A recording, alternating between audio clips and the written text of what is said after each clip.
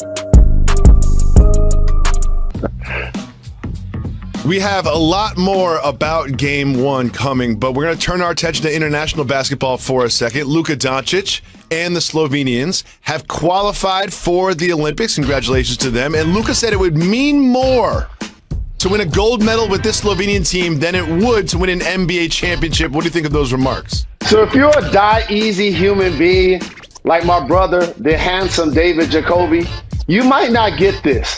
But for somebody that's 10 toes down with the 313, that bosses up before every show, that says what up, though, it means more to me to get the love from my hometown than the rest of the world.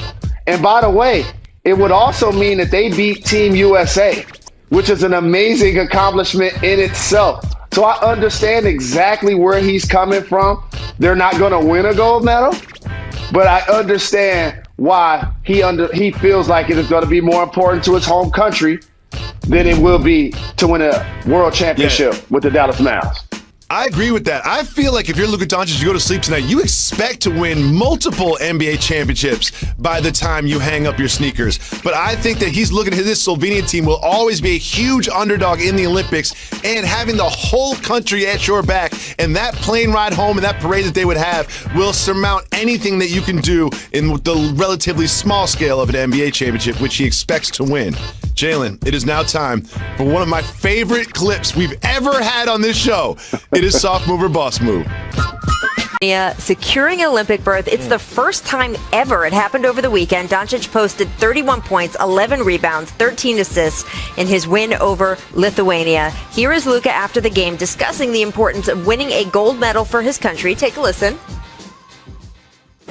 Luka, what would mean more to you? A gold medal with the Team Slovenia or NBA championship with the man?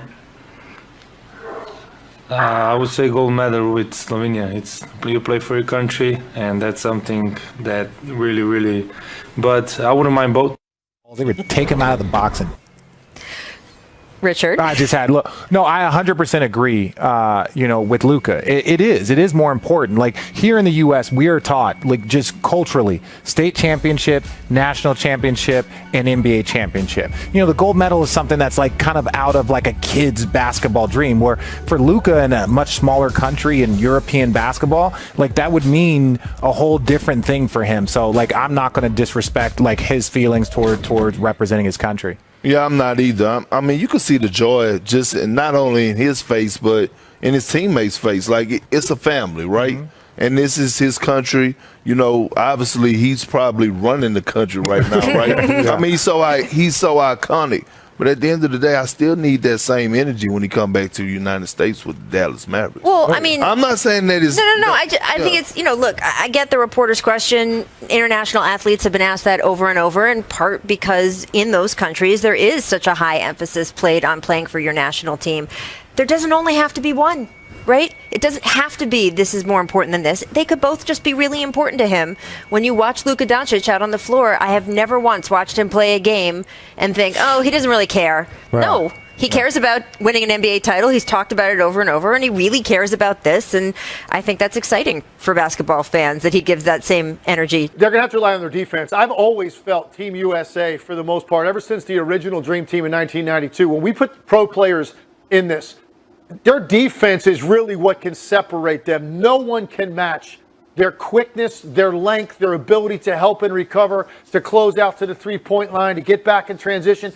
No team can compare to Team USA athletically. And ultimately, that is where they're going to have to rest. And sometimes that's difficult when you put together basically an all-star team.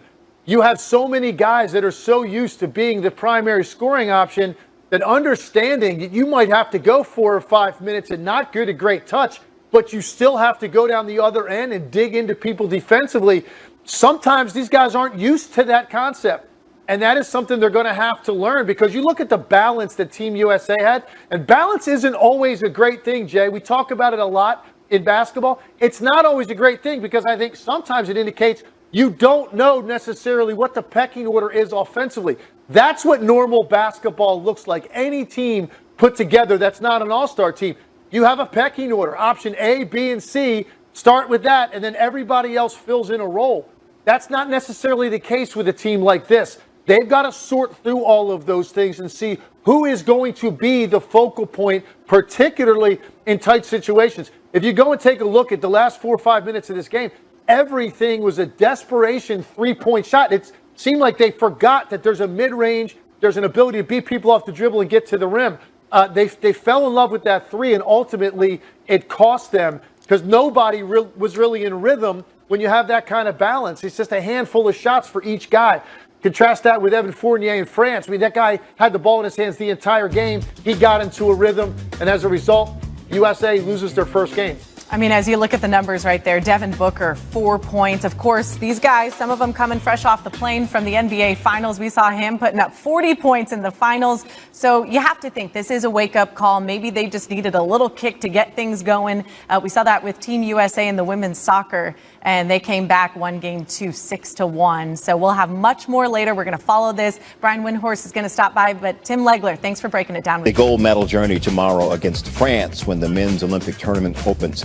The U.S. going for its 4th consecutive gold medal. The team has 3 more players on the way in Devin Booker, Chris Middleton, and Drew Holiday, fresh off the NBA Finals. And here's Draymond Green talking about the reinforcements. We could have very easily got to, when was the last game? Monday or Tuesday, Wednesday, whatever the game was, and Devin Booker saying, "Man, we lost. I'm pissed off. I'm out." Or Chris Middleton and Drew Holiday saying, "Man, we just won a championship. I want to celebrate. I want to stay home with my family. I'm out." Have tremendous amount of respect for those guys for seeing it through, seeing their commitment through, and it's on us to make sure that we do our parts in making sure that they are rewarded with what they ultimately came here for, which is to help us compete and win a gold medal.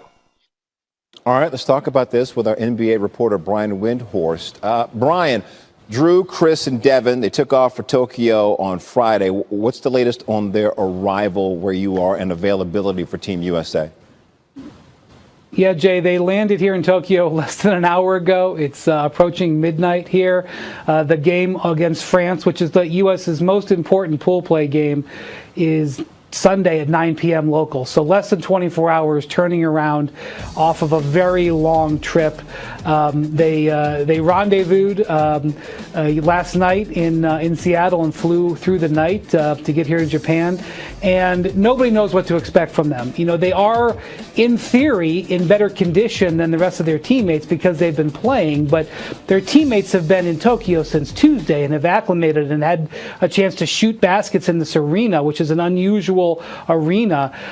The idea that they're going to come in with no practice time, throw on the jersey and play is just wild, but that is what Greg Popovich intends to do. He's admitted he doesn't know what he's going to get out of them. He may just have to roll them out there and see how they look and make a decision. But this is the bizarre Olympics that we're in and the bizarre time that we're in. This is going to happen. They're going to play for the Americans on Sunday night. All right. Again, France, Team USA.